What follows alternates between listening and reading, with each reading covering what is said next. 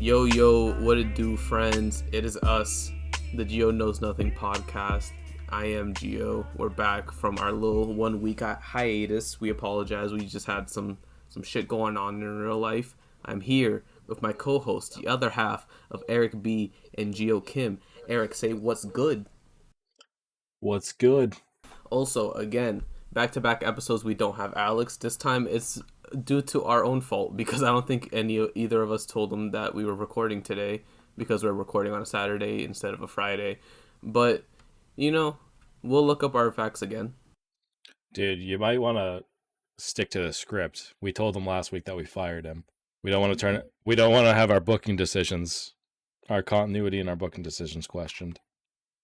I apologize. We're booking this show like they booked the Cody Shaq angle. Very inconsistent. We couldn't find the funds to rehire Alex just yet. We're still waiting on a sponsorship. Maybe next week the Blue Chew, Manscaped, Squarespace, any of those sponsors come in contact with us and we could hire him back. Yeah, they suck. Don't buy from them until they sponsor our pod, please. Unless there is a code GEO, don't use it. Hashtag hire Alex back. Hashtag we need Alex back. All right, let's get into the show.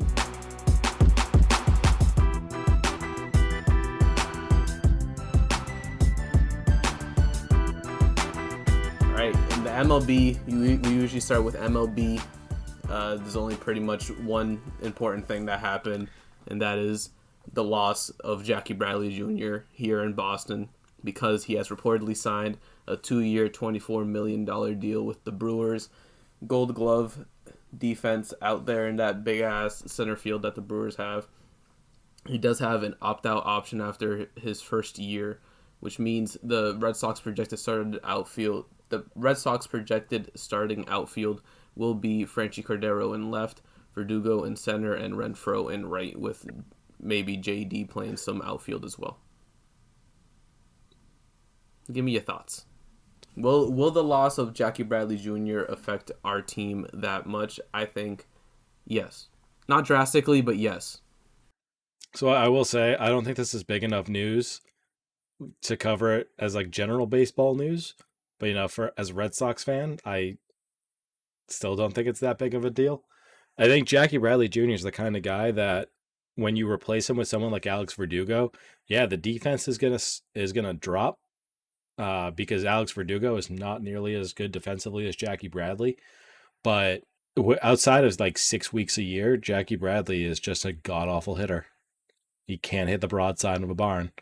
And I just think Verdugo's bat is going to have, at worst, it's going to be a net pause. It's going to be a net even between switching out Bradley for Verdugo, because what Verdugo can do at the plate is made up for by the fact that he's not as good defensively. So Jackie Bradley might have more defensive runs saved, but Verdugo is more likely to produce those runs at the plate. So unless you can hit, no one really, really cares. Like, he was looking for like a 4-year, $50 million contract, and no one wanted to commit to that. And I'm sure if the Red Sox offered him 2 at 24 and he was willing to take that when he first went into free agency, he would have taken it. But I think that 2 and 24 that he's getting from Milwaukee is a result of just the market around overly defensive-minded players not having as much value. Because, Jackie Bradley, as great as he is defensively, and he's a gold glove caliber center fielder, if you can't hit, if you're basically just the 9th man in the batting order and all you bring is defense, they'll find someone who can actually hit. It's a lot easier to find someone who can hit and play some decent defense than it is to find a guy who can play amazing defense and hit decently.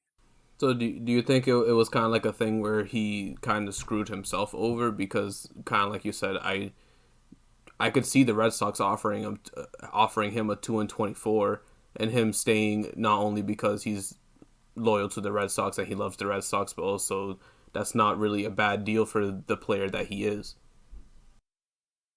Well, Scott Boras is his agent, and that definitely had a lot to do with it. But at the end of the day, he's just, you know, you have to get what you can. Your career is finite. If this is Jackie Bradley Jr.'s last contract in Major League Baseball, and if that's the amount of money he wants on an annual basis, then this very well could be his last major league contract. He could be out of the league at the end of this deal if he doesn't produce at the plate. If that's what he's looking for, I mean, you got to maximize your earnings when you can. And if you think you're worth it, then by all means, try to get as much money as you can, get the bag. But you have to have some sort of a come to Jesus moment. And I think he did have that. And that's why he only signed for 2 years and $24 million. Yeah, because he's already at 30 years old. By the end of the deal, he'll be 32, which means he'll be on the decline athletically. So if his bat doesn't show up, then basically what do you have then at that point? Exactly. You have like a somewhat decent glove and center, but he's also moving to a more pitcher friendly field, because at least in Fenway he had the pesky pole and that really short right field line. Exactly. And he had the green monster to play off of. Well, he also did have the deep triangle, and he actually, I will give him a lot of credit. In his time with the Red Sox, he definitely prevented a lot of extra base hits going into that triangle. But on the flip side of it, if you're in a position where that play saves runs, and they're runs that you have to make up because Jackie Bradley Jr. struck out with the bases loaded 2 innings before, then if you say maybe Verdugo doesn't make that play, but Verdugo gets a base hit and scores 2 runs, and that saving that extra base, or not getting to that extra base hit into the triangle, saves you 1 run, you're still up a run. You're still a net positive on a run. So you have to look at the situations. You have to look when that kind of stuff did help and when it did hurt. And I don't think it'll hurt the Red Sox. I don't think it'll necessarily help the Brewers. I mean, I'm going to keep calling it Miller Park. I know it's something else, but it's Miller Park to me, damn it. That's a big field. And sure, he might help, but it's a pitcher's ballpark. He will have more room to cover, and I think he will be able to cover it.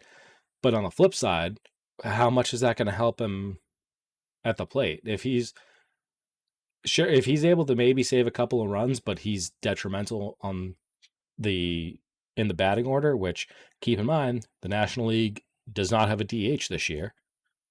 They could in the future, but this year the pitcher will be batting.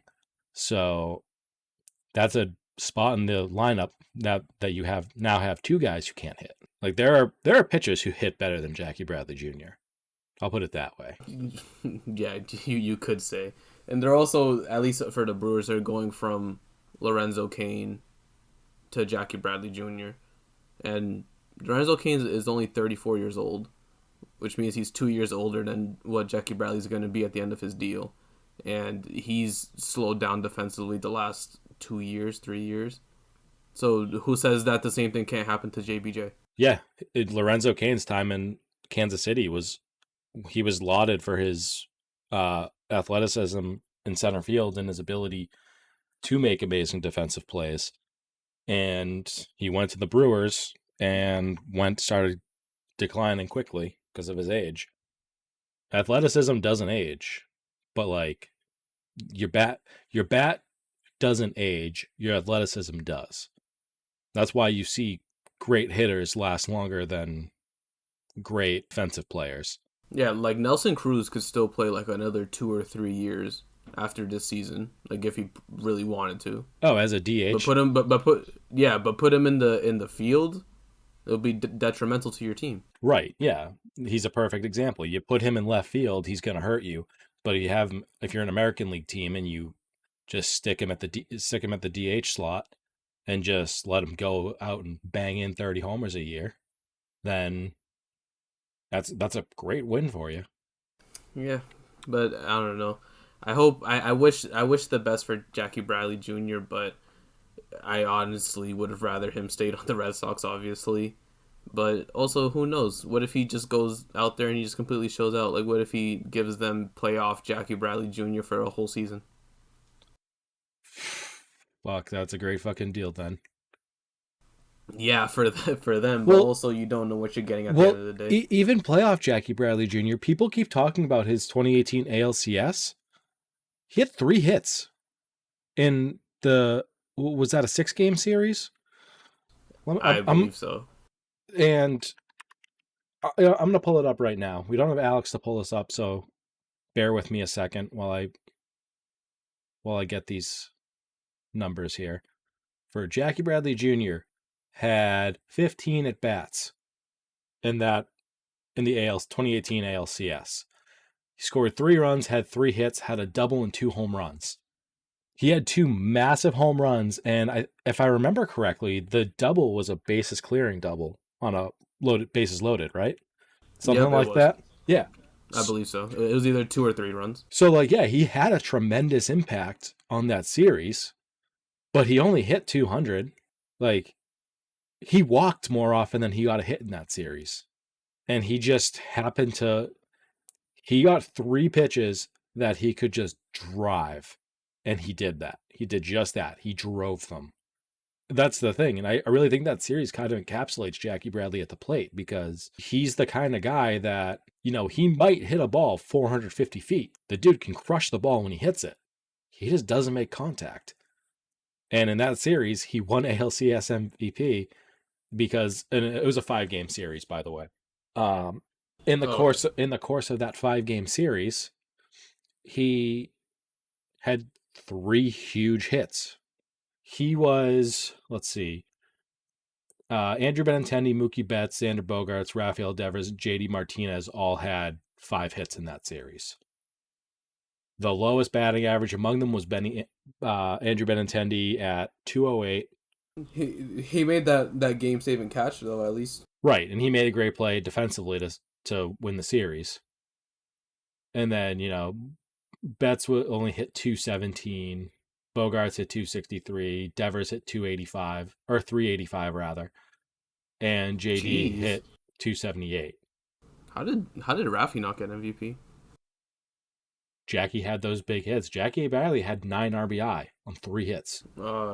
He's had the clutch factor. Yeah, he had I think it was a pair of 3-run homers and a bases clearing double. Nah, I think one of them was a grand slam.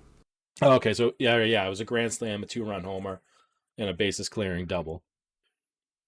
Yeah, they were huge hits and big moments, and he delivered, but that was all he did all series at the plate. It wasn't like, JD Martinez hit a couple of big home runs in the series. Yeah, because even during the regular season, that season, he only batted .234. He only had 111 hits, but he struck out 137 times. 2019, he batted .225, struck out 155 times, and only got 111 hits. Yeah, and even in that 2018 season, that was one of the years where he got crazy hot for like a month. And it was legitimately hitting somewhere in the ballpark of 400 for a month, and that carried him. Aside from, when you hit and you have as big of a run that he had, and he still hit 234 in the season, if you hit 260 and you have a run for a month where you're just white hot and you hit for 400, that's gonna bring you up to if you're at 260, that's going to account for 25 points in your batting average. Yeah, you're going to be at least really close to 300 at that point. Yeah, you're going to be looked at as a 285, 290 hitter. But Jackie Bradley could never be that. Because I know Lorenzo Cain's bat kind of went to crap over the last couple of years too. So yeah, last 2 seasons. So maybe if he even was able to match, but even Lorenzo Cain was hitting 260 in 2019 and still had a season where he hit 300 in 2018. I don't know. You really got to dislike Lorenzo Cain to go out and get Jackie Bradley. And to be fair, JBJ started last year really, really slow. Kind of like Rafi, he didn't really pick it up until the beginning of September. But Either way, I don't think that's really a indictment of the player he is. I'm firmly in the throw 2020 out. Yeah. Because it's just baseball is a game of streaks. And like Jackie Bradley's a very streaky player, but he's more often his streaks are bad than they are good. Unfortunately. Yeah, and I just don't think 2020 had the opportunity. Like if you started off cold, if you had a 20 game cold stretch where you're only hitting like 210, which happens to a lot of guys throughout the season, believe it or not. If you have a 20 game stretch where you're just not playing well, that's a third of the season. That would be like having a 50 game stretch where you're just not playing well. Yeah, So, it's like Yelich last year. He yeah, started out the season very, very bad, and he ended the season batting 200. And we know that Christian Yelich isn't a 200 average hitter. right. But yeah, I mean, you look at Jackie Bradley's seasons 249, 267, 245, 234, 225. He was 283 last year. And you know, you start off cold, and if you get hot at the right time, and he got hot in the second half, what effectively was the second half of the season in September. I think he would still be a Red Sox today if he didn't want to play for a long time, or if he didn't want a long contract. Yeah, all in all, JBJ, thank you for the time you did play here. You're a fan favorite. I hope he knows that. And best of luck in Milwaukee. Run that motherfucking center field, baby.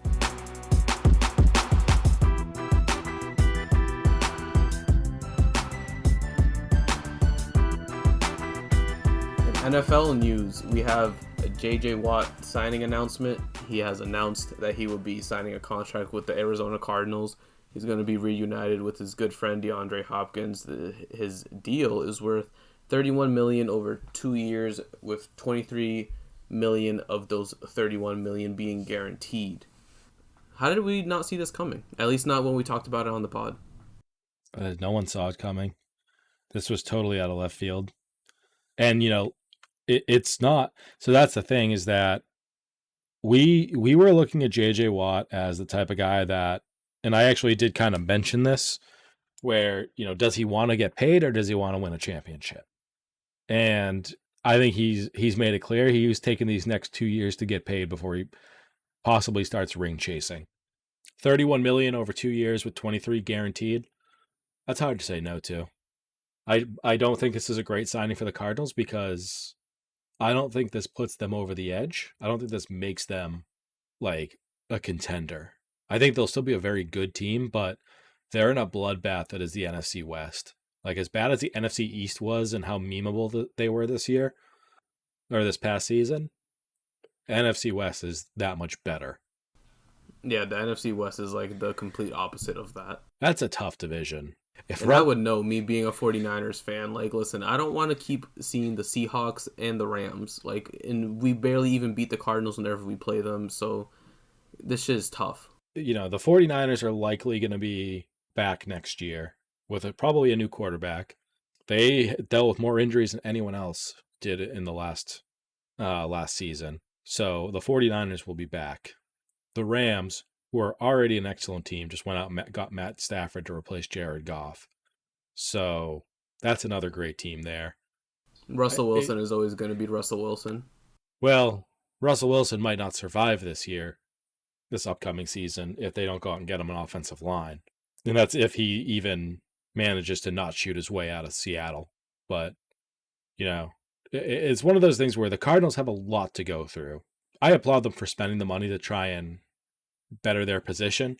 You know, because you got a good quarterback on a rookie deal, and you have to capitalize that if you capitalize on that if you think you can. So I give them all the credit in the world for going out and getting him, but we'll see how this one turns out. I agree with you in the sense that I don't think this puts them over the hump. I don't think this makes them Super Bowl contenders.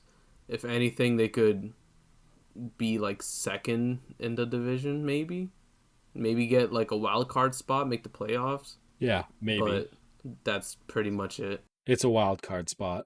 It's wild card or bust. They're not winning the division. Yeah, I don't see that happening, especially with the Niners hopefully coming back. Hopefully we get fucking Kittle for a whole year. Hopefully our receiving core could stay healthy, because we had a bunch of injuries there. Hopefully, we could get a quarterback that's not made out of paper mache. Yeah, it'll be That's interesting to what see we what they. need. It'll be interesting to see what they do in the draft. I've seen Mac Jones going in the top 15 now. That would be dumb.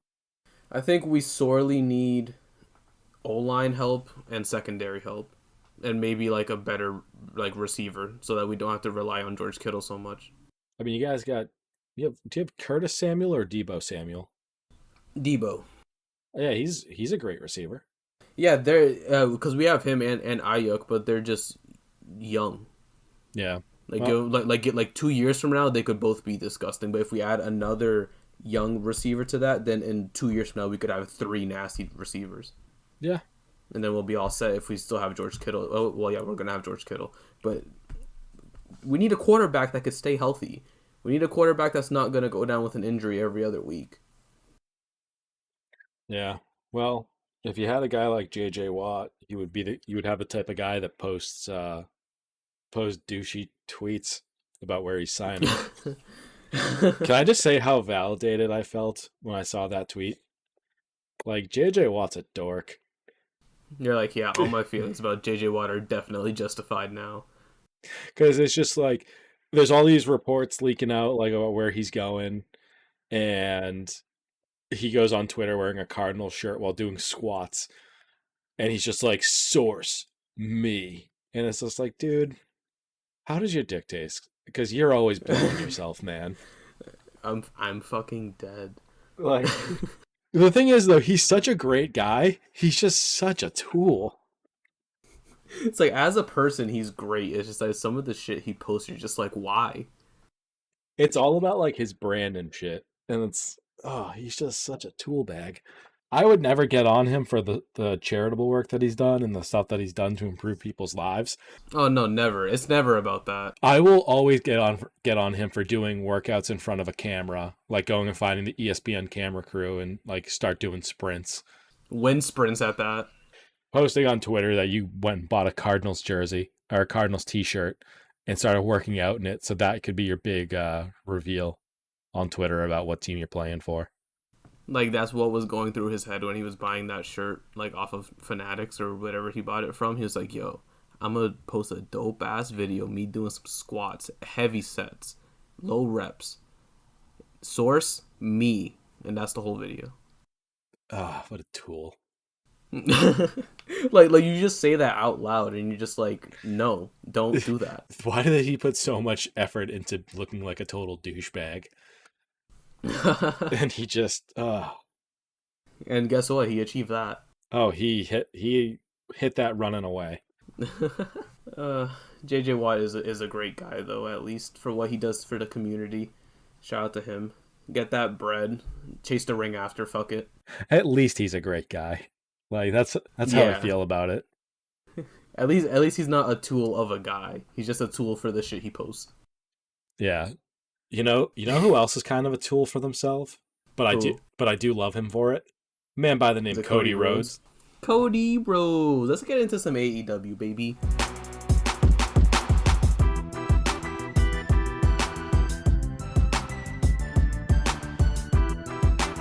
Alright, so AEW this week started out with the favorite storyline of the Gio Knows Nothing podcast, the Shaq and Cody storyline, finally coming to a halt with their match and their intergender.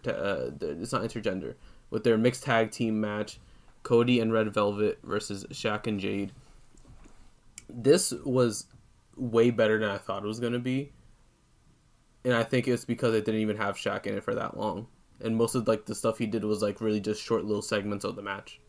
The fact that they ended up having to put this on TV makes the build so much worse, because they spent 3 months building up to a TV match when it's like, if this match happened like, I don't know, like a month ago, and if they spent a couple, like maybe 2 months building up to it, 6 weeks building up to it, you could still have all your segments.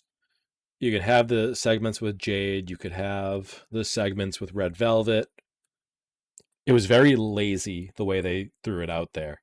So when all's said and done, I think it's a solid match. It's probably one of the better celebrity matches I've ever seen. That table spot was chef's kiss. Mwah. I yelped. I was like, there's no way. I saw the first table get set up, and I texted my brother, and I was just like, "Hey, you think they have enough? You think they have the balls to have Shaq splash Cody through the table? They do have balls. They're a lot bigger than I thought they were." Yeah, it just happened to be the other way around. Yeah, Shaq going through two tables was like awesome. But what I really thought about this match was, Cody did a great job selling for Shaq, and Shaq hit a few big power moves, including a tribute to Brody Lee, which I loved. R.I.P. You know, as much as this was centered around bringing in Shaq, the stars of this match were Jade and Red Velvet. Red Velvet delivered. She's fantastic in the ring. Jade looked very green at times, but oh my God, they have struck gold with Jade. She is going to be a massive star. My only thing I have to say about her is that she just needs to work on her selling throughout the match. She would sell individual moves. She would pull a Seth Rollins, where she'd sell an individual move in the moment, and then 30 seconds later, it's like nothing happened.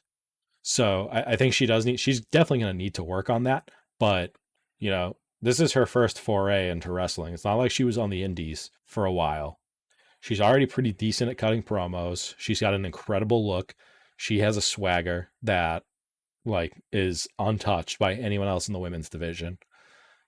And I think she is going to be big. I think she is going to be the hangman of the women's division, where this is going to be their first bona fide, genuine star that they created. Bold take. Bold. Very hot take. Very hot, very spicy. I fuck with it, though.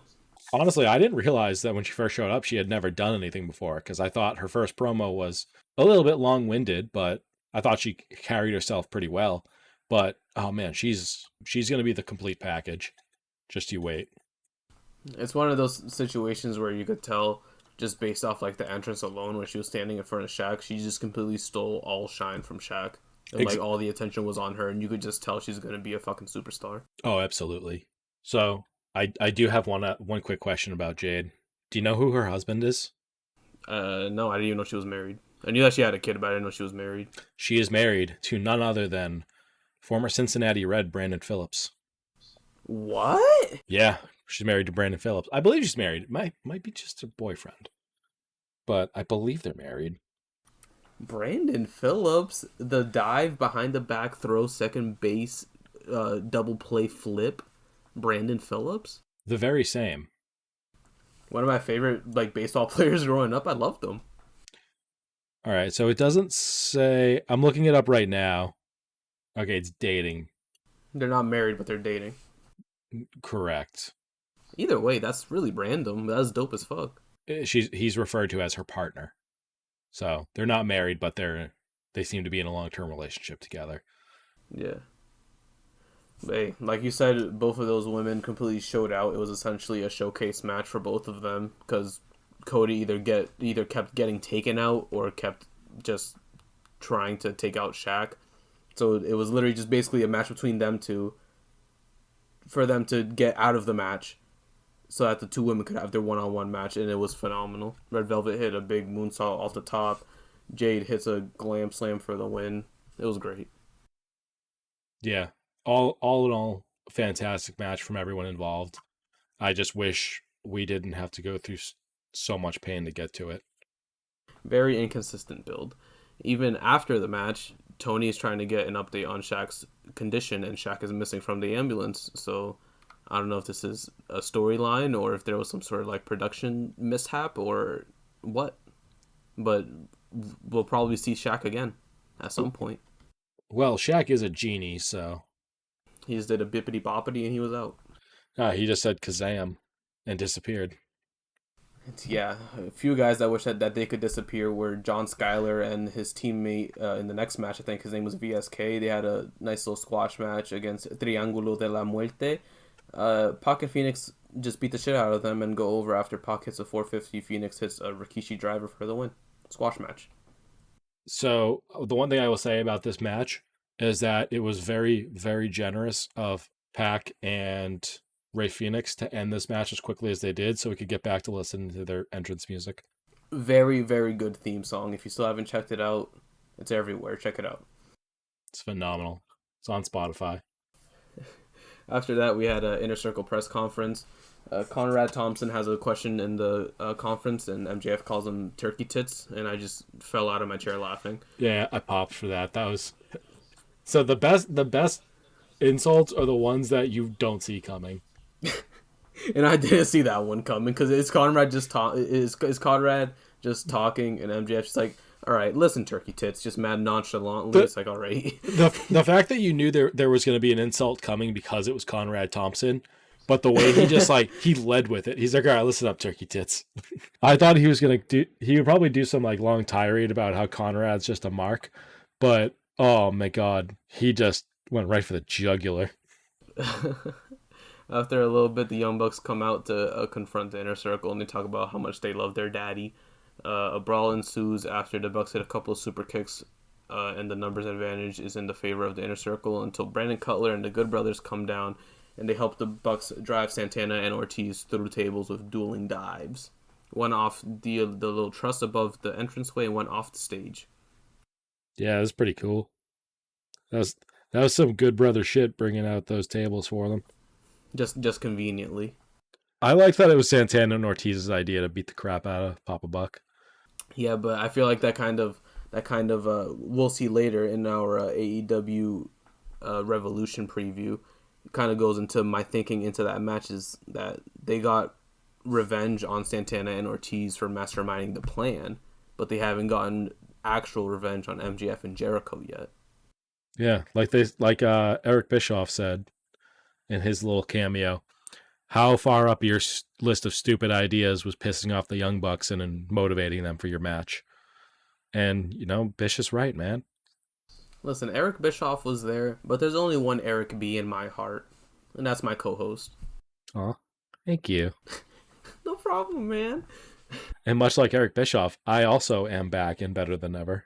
Hey, we're back and better than ever. Let's go, baby. About to feed the streets. Oh yeah, I forgot to say that in the intro. We're back here to feed the streets. We're feeding the streets as we speak.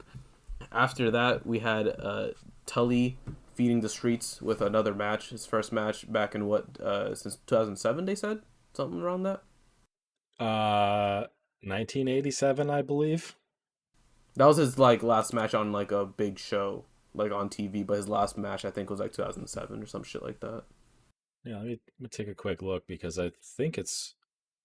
While you look that up, we had Tully Blanchard and FTR versus the Jurassic Express. Match starts out with Jungle Boy getting cashed in a snare trap on the outside. But while that's happening, JJ Dillon, who had came out with FTR and Tully, slip stacks a shoe, and he clocks Jungle Boy with it when he gets back in the ring, allowing FTR to take full control. Post-commercial break, Cash goes for a Vader bomb, but eats a couple feet, and they get hot tags off to Dax and Luchasaurus respectfully. Tully retired, and you're right.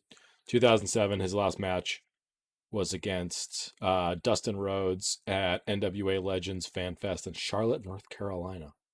Let's go. I had that off the top of my head somehow. I'm sorry. Let me say that again. On August 10th, 2007, he lost to Dustin Rhodes at an NWA Legends Fan Fest in North Carolina. FTR thinks they have Luchasaurus isolated until he hits a double German suplex, but FTR ends up hitting the superplex, a splash combo for a near fall, an Everest German for a near fall, and a Snapdragon that gets broken up by Marco's stunt.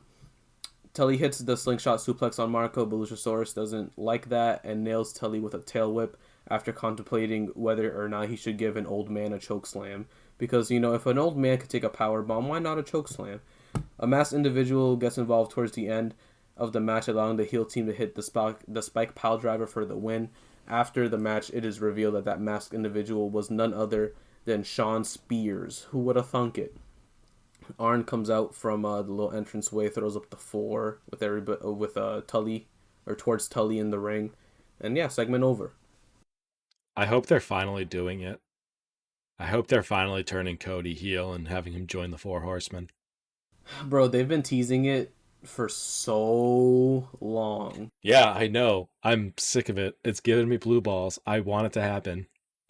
Like it's been what, like basically since FTR came to AEW. It's been speculated ever since Cody had Arn debut. Yeah, I believe it was New Year's show for 2020. So yeah, it's been a little over a year now that they've been teasing the idea of it. But yeah, because Tully showed up during the build for their match at All Out. Yeah, for the Spears Cody match.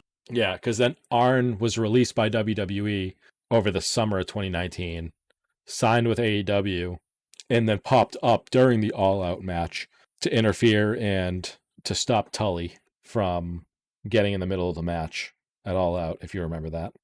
Is that when he hit the spine buster? Yes, he came and hit Tully with a spine buster. I recall. And then it was a few weeks after that at the New Year's show where he started coming out with Cody. It's all coming together now.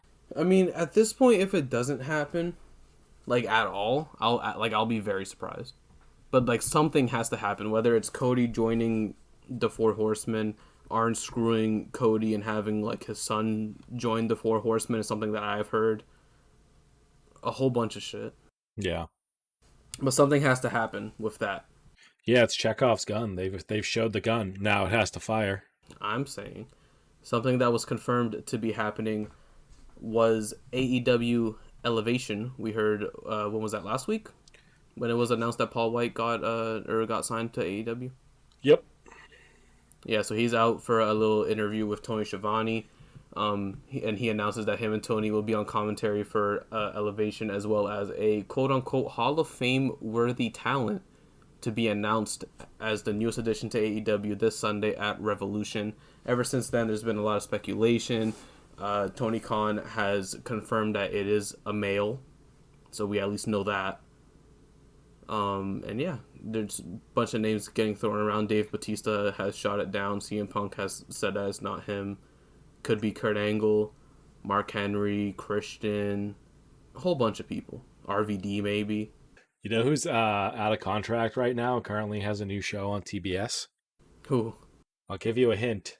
You can't see him. John?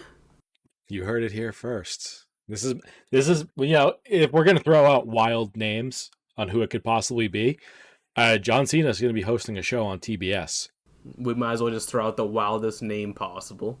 I mean, he's gonna be hosting because they're bringing Wipeout back. Yeah, I peeped that. Yeah, I mean, no, that show sucks. It's not as good as MXC, but it's not as good as Cannonball hosted by The Miz. And John Cena is going to be one of the hosts of the show, and it's going to be airing on TBS.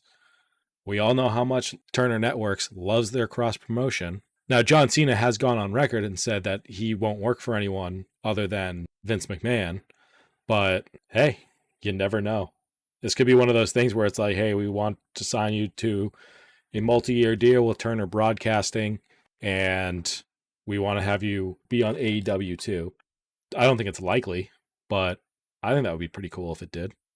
People are saying it has to, at this point, it has to be like a Hulk Hogan to WCW type of deal. I don't necessarily think it needs to be that big. Yeah, me either. If Big Show's hyping it up, and it's going to be someone who's going to step into the ring, it's got to be someone big. Like, it's got to be a name that is massive. All right, right now, you have to say right now who you think it'll be. One solid, locked-in take. Who do you think it is? You know what? Since no one's going to be right, I'm going to say John Cena. I feel like it's kind of obvious, or the person I'm going to say has been making it obvious because he's been teasing it on his Twitter, but I'm going to say it's Kurt Angle. He's been having too much fun with it. Yeah, like, did you see the video he posted this morning on his Twitter? Or maybe it was last night? I did not, but I've heard he's really been hamming it up on Twitter. Yeah, it was like a little montage of like him like getting hyped up with like a slow version of like America the Beautiful in the background, of like him like putting on his tights and shit, his singlet. And I'm just like, all right, buddy. I don't know if he's trying to make it obvious or if they're trying to make it obvious to psych us out so that we think it's not him and then it ends up being, I don't know.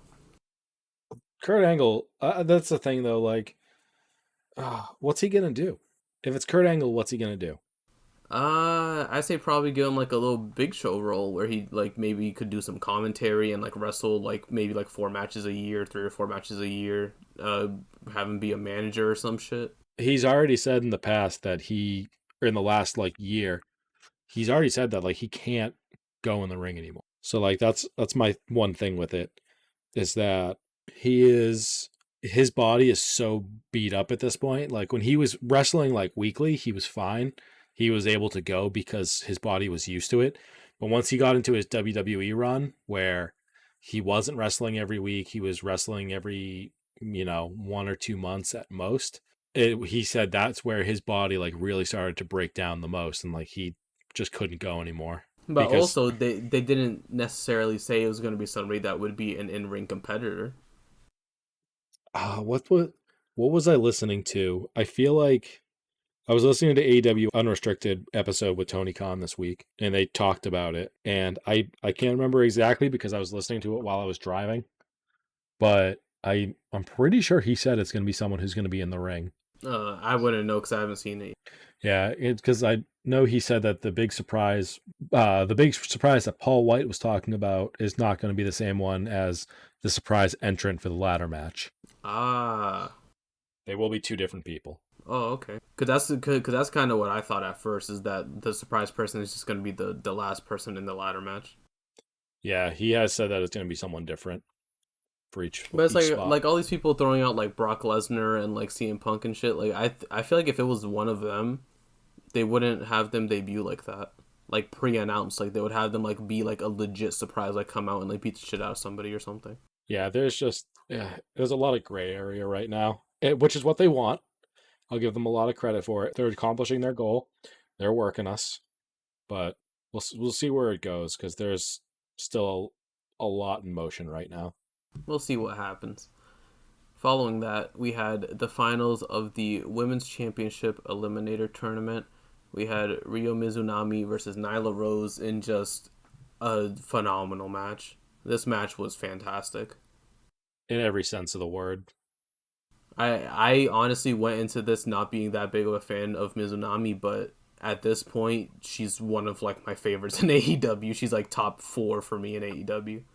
She's got a great personality, and despite the fact that she at no point in this tournament did she speak English, I don't know if she does or not, but she has the charisma necessary to just be a star. Because part of wrestling is being able to, it's supposed to be able to communicate with every audience.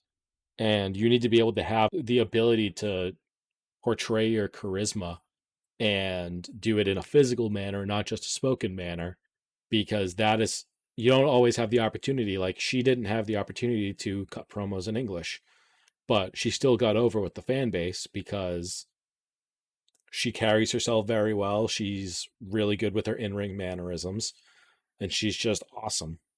Yeah, she was able to like fully captivate us as an American audience without speaking English once the entire time. Just based on her personality in ring, all the little nuances she does, the little things she tries to do to like incorporate the audience and draw them in. So shout out to her. There was a nice spot, a nice little callback when Nyla ends up missing a big senton off the top.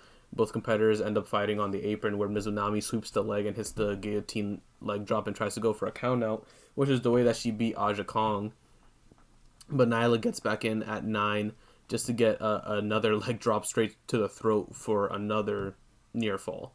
They trade many clotheslines in the middle of the ring, but Nyla comes out on top with a huge clothesline into a Death Valley driver for a 2 count, and Nyla follows up with the guillotine knee drop from the top and a superplex and got another near fall after both of those.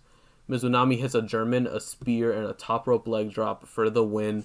And after the match, honestly, I love this part so much. Sheeta gets in the ring to present her the trophy, but instead of that going down, Mizunami just straight clocks her with the forearm. She just takes like a couple steps back, she starts laughing. She's like, I bet. Forearm. Just so many forearms. And I'm so hyped for this match. This is honestly like maybe like the second most match I'm like hyped for the pay-per-view.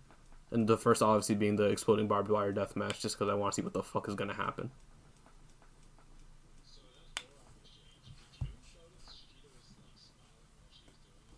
Yeah, she like took a couple steps back after she like smiled to herself like, okay, and it was either that or she's insane. I mean, I think it's both. But like, yeah, because she took the step back and was like, "All right, let's do it." And it literally looked like while they were throwing forearms on each other, she just had like the biggest grin on her face, like she was having the time of her life. It was awesome. Yeah, so I don't know if it's like a respect thing or if she like Loki wants to like murder Mizunami, or like it's one of those. But that match is going to be heat. I just hope they get a good 15 to 20 minutes for that match. Just give them a chance. It doesn't have to be 25 minutes. I'll take that back, but just give them at least 20. Yeah, if you give them, and we're gonna go over the card later, and I don't think it's been broken down on how every match is going to be played out yet, but I have a feeling that that match is going to slide somewhere in the middle of the show. There's 8 matches. I want to say that'll probably be the 5th match, at which point you can actually like have something that picks up the pace. Because yeah, we can do a little bit of a fantasy booking on the card, on like match placement when we start talking about the doing our little preview. Yeah, we'll more on that later. Yeah, we'll get to that. Don't worry, guys and gals. I actually don't know what the demographics for our audience is. I think it might be all guys. I wouldn't be surprised. If there are any women out there listening to this podcast, I commend you for dealing with us and being willing to listen to us for as long as you have at this point. Yeah, we thank you from the bottom of our hearts. After that, we had a segment we've never seen before. Tony Schiavone interviews Sting. My first line in the notes is, "I'm sick of this shit," and that just fully encapsulates how I feel about this storyline. He really is sick of this shit, you guys. I am. I just want it to be fucking over, and I don't want Sting to die. That's all I ask.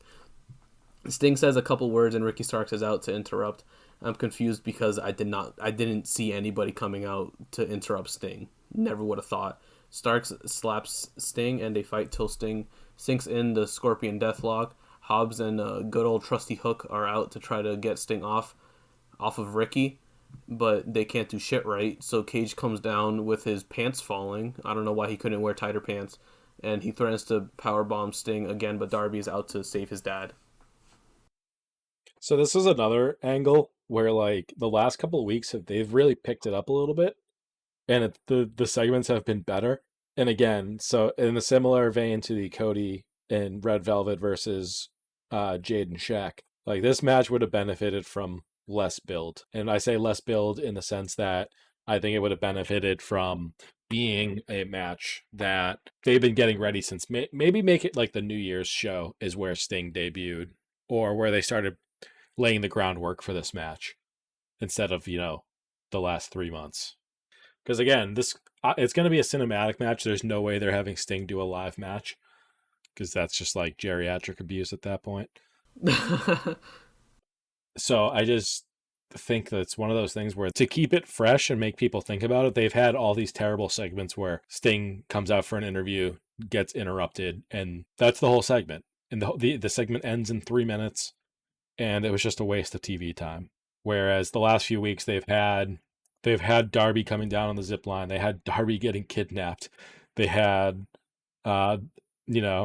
tonight, this most recent show, where Ricky came out and got some one-on-one promo time against Sting. Like, that's all really good shit. It's great. I've enjoyed the last 3 weeks of this build, but it's like the 9 weeks leading up to that were just terrible. The Darby getting kidnapped thing, into Sting coming out by himself getting power bombed, into Ricky coming out, cutting the promo, and Darby comes back. All of that has been great. But the 2 months before that, we didn't need all that shit. Yeah, exactly. Yeah, I don't know. Like I said earlier, I just want this to be over, and I don't want Sting to die or get hurt. That's all I ask. Well, you know who did get hurt? My feelings got hurt because of that damn Jack Evans. That damn Jack Evans stealing the Hornswoggle gimmick, hiding under the ring, comes into play later in this next match, which was Max Caster versus 10 for a spot in the Face of the Revolution ladder match at Revolution. Max Caster comes out spinning some fire towards not only 10, but also towards our precious little -1. How could he do this? Despicable human being is that Max Caster. I hate him. Ten was getting his revenge on Caster for his words until Caster sidesteps a charge on the outside and Ten goes straight into the ring post. Ten gets back into the match after a big back body drop, a spine buster, and a slingshot spear, but gets cut off after Caster gets him in a submission. Towards the end of the match, like we mentioned, that dastardly Jack Evans comes out from under the ring and clocks 10 with the boombox to give Max Caster the win. After the match on the ramp, Matt Hardy hands Jack Evans an envelope filled with $4,700. I hate you, Jack Evans.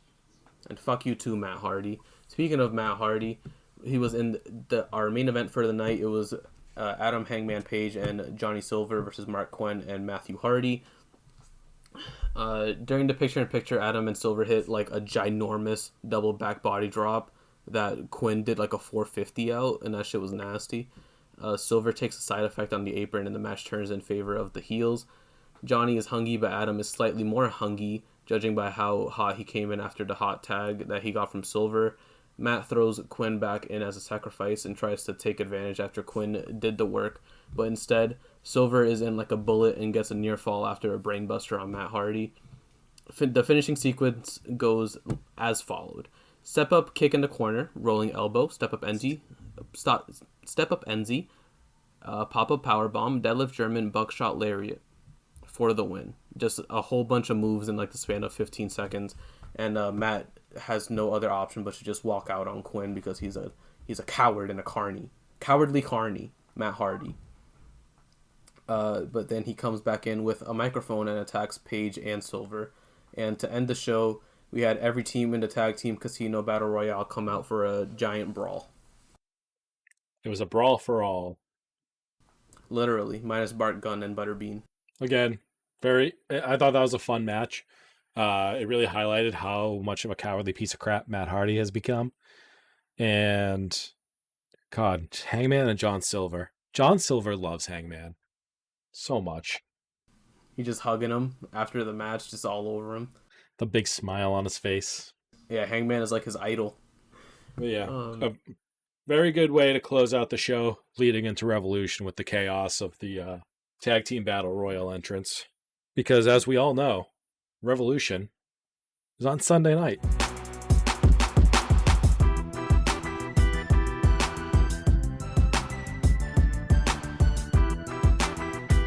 Yep, Revolution this Sunday, March 7th.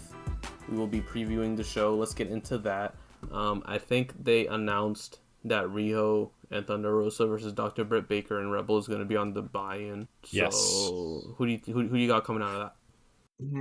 That's, that one's actually really tough right now because Rebel is maybe injured and she may be unable. Yeah, she might be unable to compete. So if she's unable to compete, Britt gets to choose her tag team partner as a replacement. So, this is a wild card, man. Huh. Yeah. If it was Rebel in the match, I would have easily went Riho and Thunder Rosa for Thunder Rosa just to get a win. Right, but now that it could be anyone showing up as Britt's tag partner, it could be anyone, man. I'm gonna stick to my gut and say Riho and Thunder Rosa. Yeah, I mean that's the logical choice, and that's probably who will win. But I'm actually interested to see if this whole thing with Rebel is an angle or if it's like real. So, because I love Rebel, I wish we could see more I of also her. love Rebel. She's hilarious. So I think she'd be good to see her have an opportunity with Rio and Thunder Rosa as her opponents. Yeah. But yeah, I think conventional wisdom says Rio and Thunder Rosa are going to win this one. Have the baby faces win on the pre-show. I mean, this match is probably going to be fantastic. I expect nothing less. Yeah, they'll probably get a nice 10 to 15 minute spot on the buy-in. Hope so. Who you got coming out of the Casino Tag Team Battle Royale now that it was announced that Death Triangle is going to be in that, John? Because I got them winning just because they were the last team announced and they were the only team to get an entrance during that little scrum they had at the end of the show. Let me take a look and see who's actually competing in it because these tag team battle royals they're wild. Because I mean, we saw it's gonna be fucking massive. Yeah, because we saw. I mean, Matt Jackson won pretty much on his own last year going into Revolution to get. Oh, was it less? No, wait, yeah, it was. It was last year going into Revolution to get the title shot against Hangman and Kenny. So on the graphic, we have Death Triangle, the Dark Order team of 5 and 10, Bear Country, Varsity Blondes, Dark Order team of player Uno and Stu, uh, Peter Avalon and Cesar Bononi, the Seidel brothers, XLAX, Santana and Ortiz, Butcher and the Blade, Dark Order team, Silver and Reynolds, SCU, Kazarian and Daniels, Private Party, Gun Club, Jungle Boy and Luchasaurus, and the Natural Disasters. Yeah, because I had that list too. And Shout out to my boys Bear Country getting in on this shit. yeah, it'll be interesting to see how this shakes out because I feel like Pac and Phoenix are like obvious ones, but I feel like Pac versus Kenny is going to be double or nothing. So I feel like they're going to want to start shifting Pac towards a feud with Kenny. You know who's missing from this graphic? Who? FTR. Wait, they're not listed on my list here either. Why do they just fucking leave him out of everything? Like, it's just because like it would make sense for him to win, and they don't want to make him look bad. Like if they don't win, That could possibly be the case. They could also show up to screw Jurassic Express.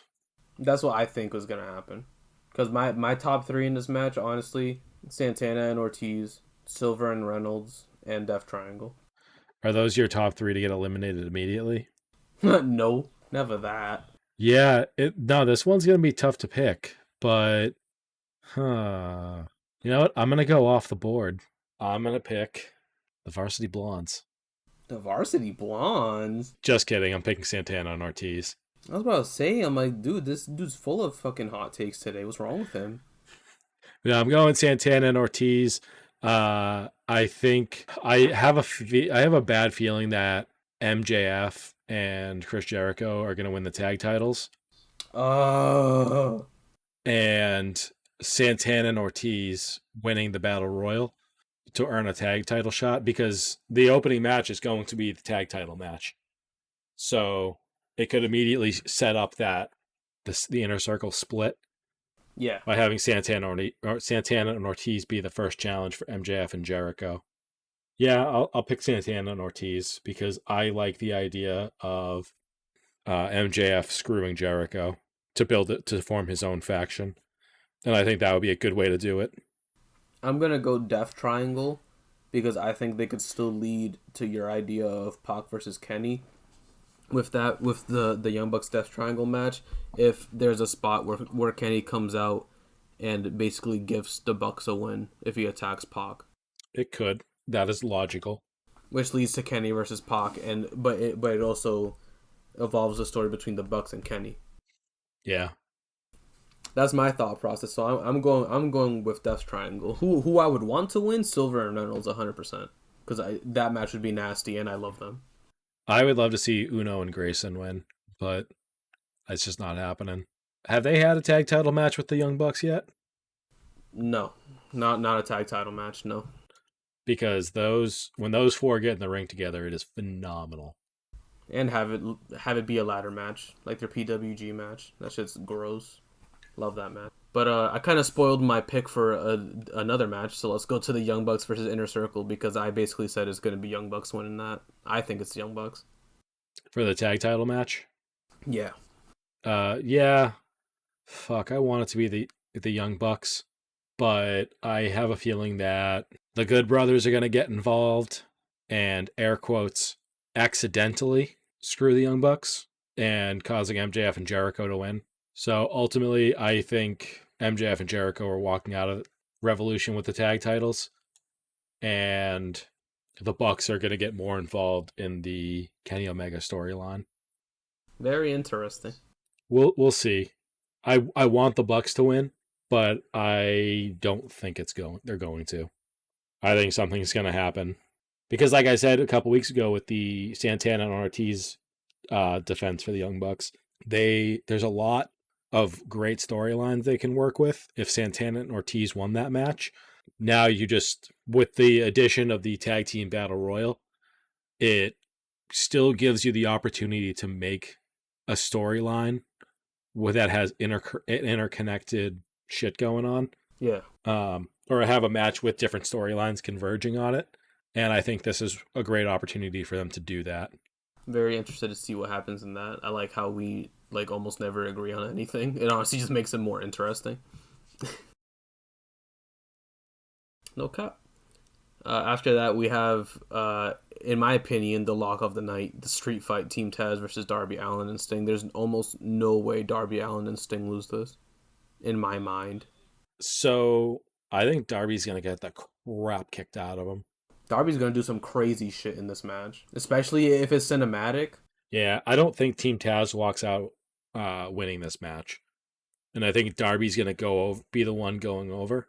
But that being said, I think Darby's going to take an absolute beating because now they're talking about the Face of the Revolution ladder match. Tony was saying that the TNT title match is happening on Wednesday. Oh shit! Right after? Yeah. So Tony Khan said that if Darby's unable to compete on Wednesday and defend his title, then he will be forfeiting it. What? So I have a feeling that Darby's going to get the crap kicked out of him. And whoever wins the ladder match is going to win the title by forfeit.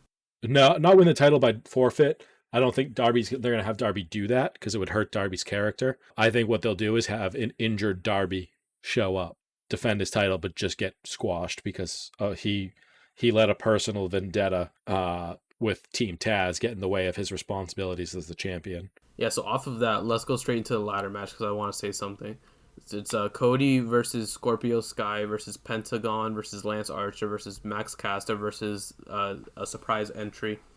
And I think, now that you say that, I think Cody's going to go over. I mean, I thought Cody was going to go over anyway just because he's Cody. But I think Cody's going to go over. And then what if he beats the shit out of Darby on Wednesday and that's like his heel turn? And that's when he joins the Horsemen. You know what? I hadn't considered that, and I would love that.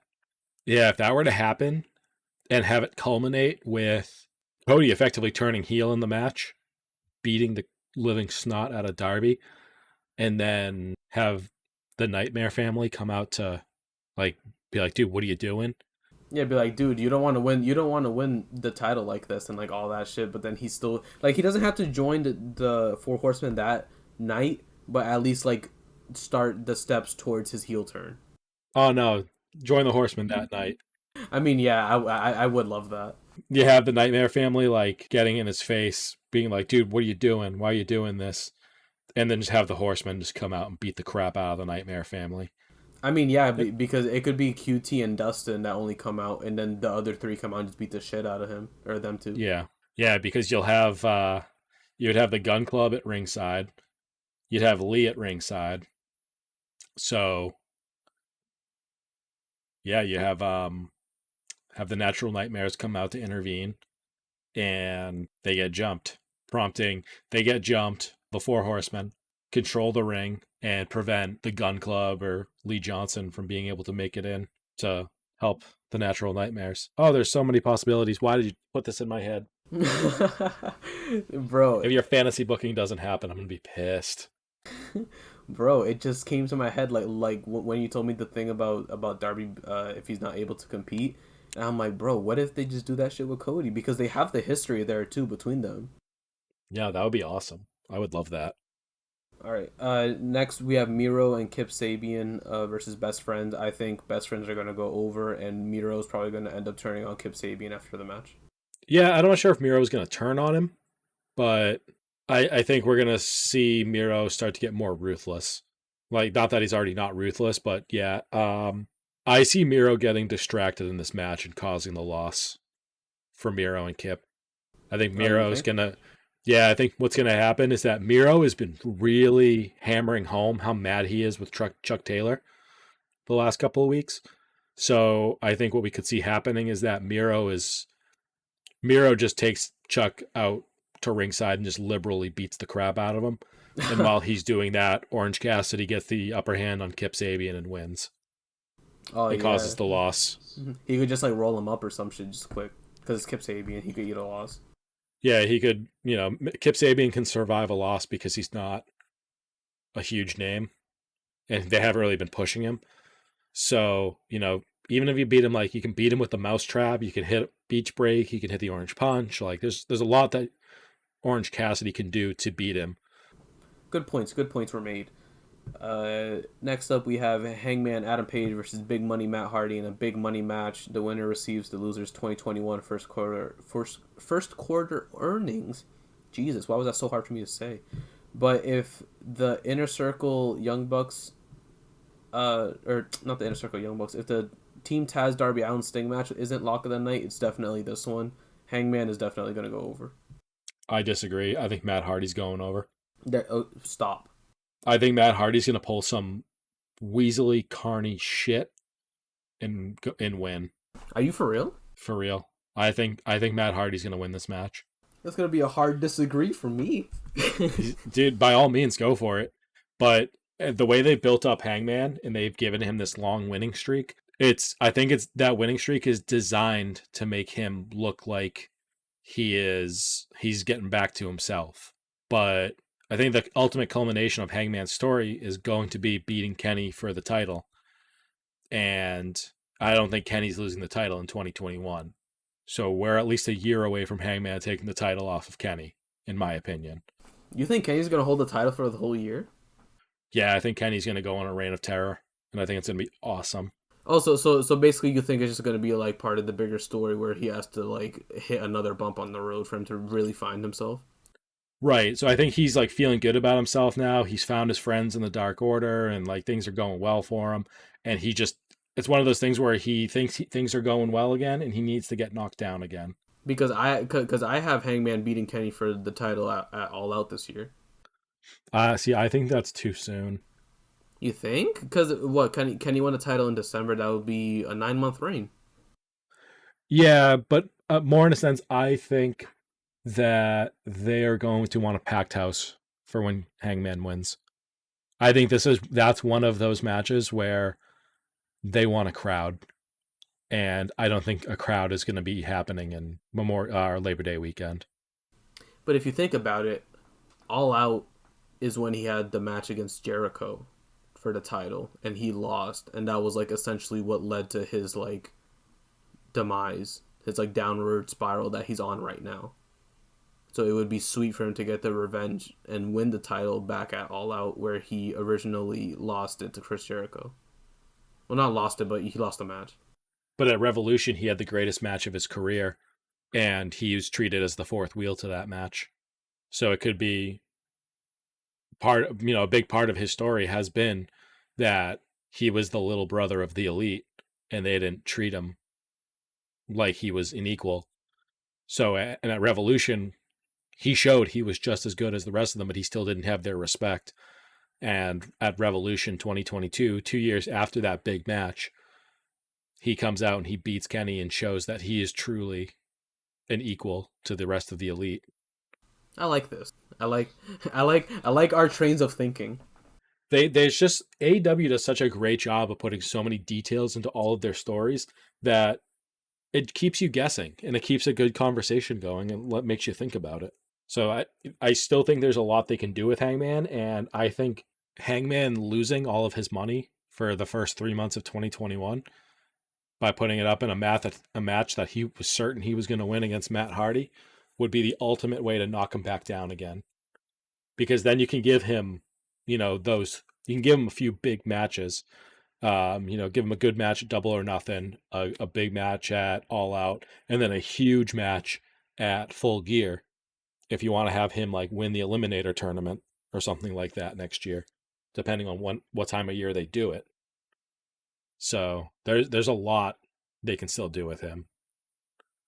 And I think there's enough for a full year for them to get through with it. I feel like it's kind of just a testament to how good their booking could be, like their long-term booking could be. That we both have differing opinions, but they're both part of like a larger story. Yeah, it's taking details from the stories that they've already told or that they're in the middle of telling and trying to parse it all together. It's awesome. I really like it. I really love what they do. Love it. Up next, we have Hikaru Shida, the women's champion, versus Ryu Mizunami. I have Sheeta going over in this match, but this match is going to be a fucking barn burner. I could already tell. Yeah, this is going to be a straight Joshi match, and it is going to be awesome. I'm already predicting many forearms.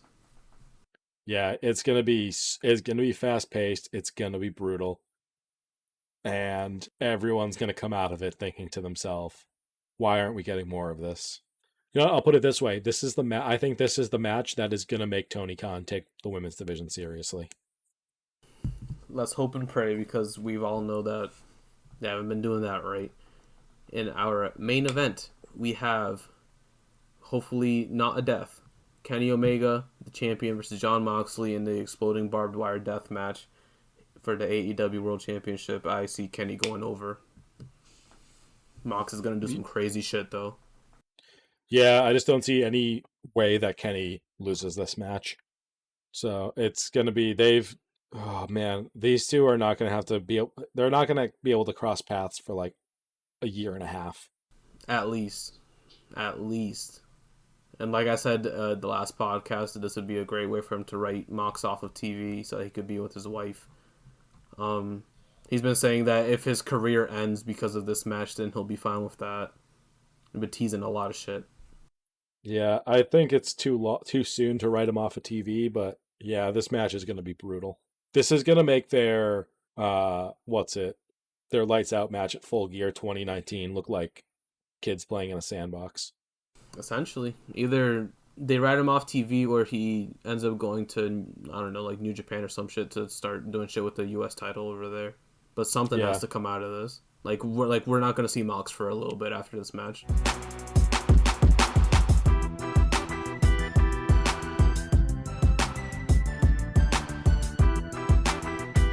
Alright, thank you guys checking out this episode again after our little week hiatus.